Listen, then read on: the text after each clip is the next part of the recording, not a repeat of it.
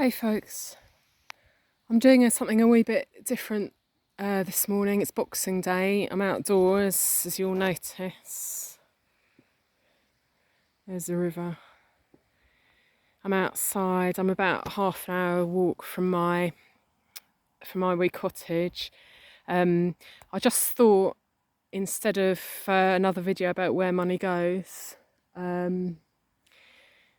I thought I'd show you a wee bit of how I'm not spending money. And one of those ways is collecting my own firewood. Now, it's completely new to me having my own fireplace, and it's just a wee fireplace. It's one very small open fire in our living room. So it takes a lot of attention even to run, although on the plus side it's got a back boiler, so the heat from the fire heats hot water, which is potentially another way to save money if I don't actually have to use the immersion heater to get hot water. But one thing I thought I'd try to do this year, 2021, going into 2022, was to see how long I could last without buying firewood. And most people quite reasonably have it trucked in round here, and I think it's about £120 for a big builder's bag full of wood, from the prices that I've managed to ascertain. Now, fuel prices here actually, electricity prices are absolutely astonishing, and I've lived in fuel poverty for the last 3 years in Edinburgh. I didn't use central heating at all because I couldn't afford it, and I couldn't afford my bills even with saving that money by not using central heating. So my son and myself have spent many winter nights just sitting under duvets on the sofa with all our, with dressing gowns over our clothes, trying to keep warm. But I thought one way I could try and save money this year is collecting wood. So I've been endeavouring to do that, and it's a lot of effort, and it's even more effort when you're working a 9 to 5, because when do you find time to collect wood? I've got kind of an hour of usable daylight before I start work, which is roughly between 7:45 and 8:45 in the morning, because I start work at 9. So I've got that time. That's my time to do anything I want to do outside, getting exercise and collecting wood. And it takes all that time. I don't even know the etiquette of it. I assume that you're allowed to collect wood from the wild, especially on the grounds of the estate on which you live. But I don't know, I'm new to country life. I don't know what the etiquette is. So I'm making it up as I go along. And one of the ways I do that is to not over collect in the in the same place over and over again. So I'm gradually going further and further afield. It's Boxing Day today, so I've had this half an hour walk.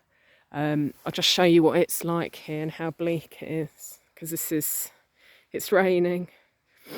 I know it's not a great day for collecting wood, and it's certainly not dry wood. We've got a tiny little wood shed in the corner of the garden where we just dump it. But this is what I do.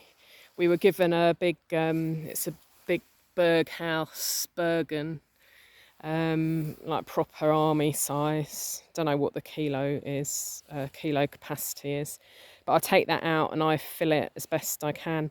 Most of this is, it's not much more than kindling size. It's hardwood because these are oaks around here. That's an oak tree. So it is hardwood, but this stuff's small. We do carry logs home, especially when I've got my son to help me, because obviously you need logs, otherwise these just go up in smoke in no time at all. But I don't have him here. Typically I do the fetching and carrying, and he does the chopping with the axe. But it's so much effort to collect wood. You're saving the money. We haven't bought any wood so far this year. It's a lot of work for the heat you get out of it, and that whole bergen, when it's full to capacity, you you will burn through that in one night quite easily, and that would be lighting a fire about 6 o'clock at night. I don't light it in the daytime because it's just it uses too much fuel. So I like that about 6 and try to keep it going until about 9 or 10, and then just let it go out gradually, and that will easily use a whole bergen's worth of kindling and bigger logs.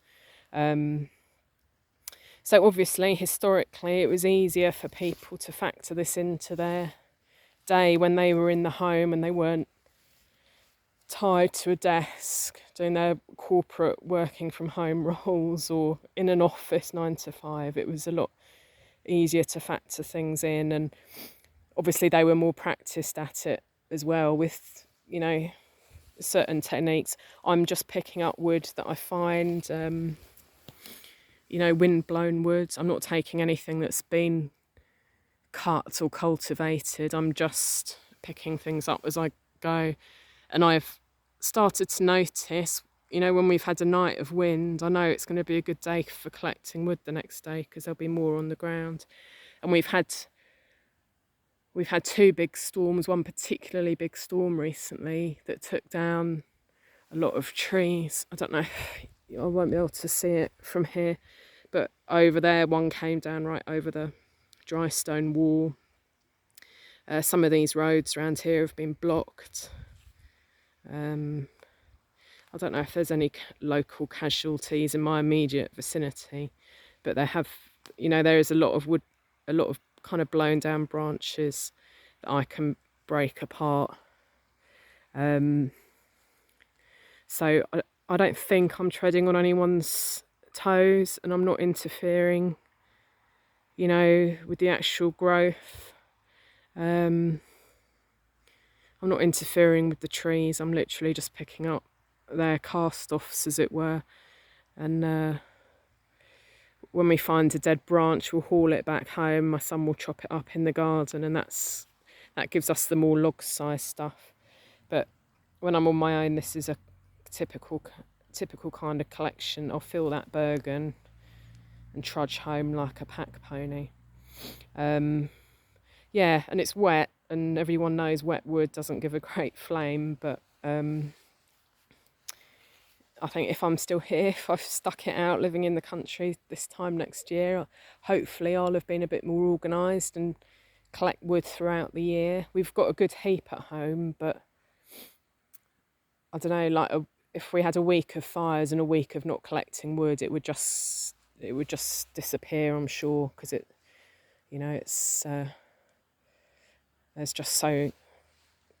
it just takes so much to keep a fire going. I don't know how people do it throughout a day, and it must have been such a commitment of labour for people in the old days to do that.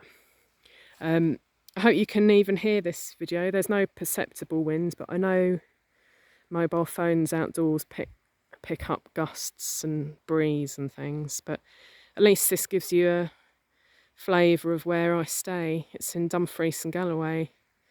It's really, really rural. It's the southwest of Scotland. The tourist propaganda, it's a bit of a harsh word, but the tourist reading of or interpretation of the area is that it's unspoilt and undiscovered.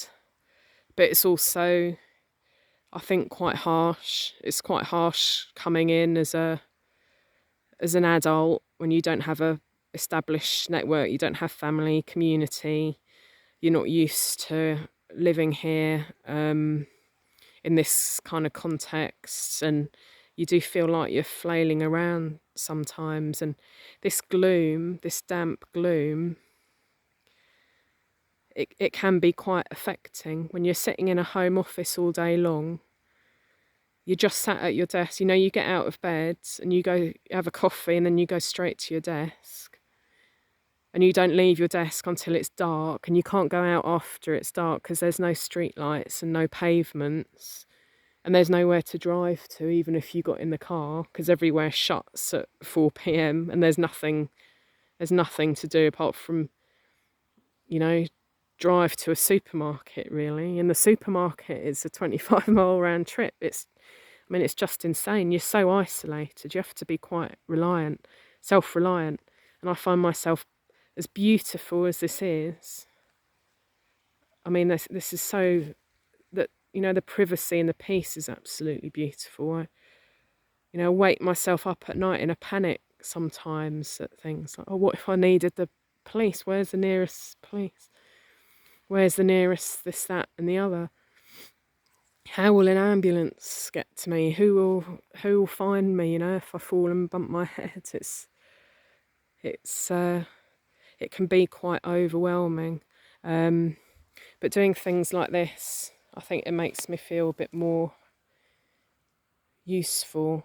I'm not a natural outdoors person. I don't have outdoors skills.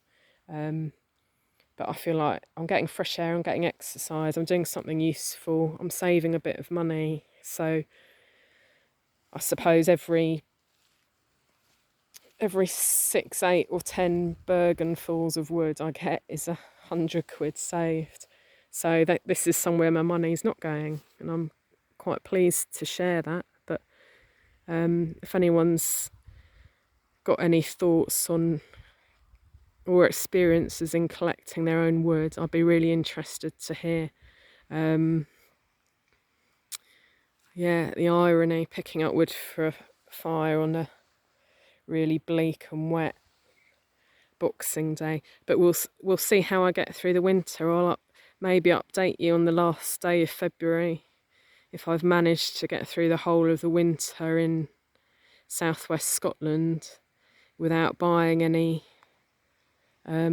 firewood. Of course, I'm still paying for electricity. I'm being really minimalist on that. I'm only using, I think I've got three storage heaters running at the moment, and they're running on an out all day setting, so they only come on twice a day for a short amount of time. And the house it's bloody cold. It really is. But yeah, that's it. So Scottish bleak midwinter. I hope you found this interesting. I'm going to collect a wee bit more wood. That's not a bergen full. But yeah, this is 12 minutes long, so that's quite long enough, I think, looking at the drizzle and my pile of twigs. Hope you've all had a great Christmas. Hope you're not hurting your backs if you're out collecting wood as well. See you next time.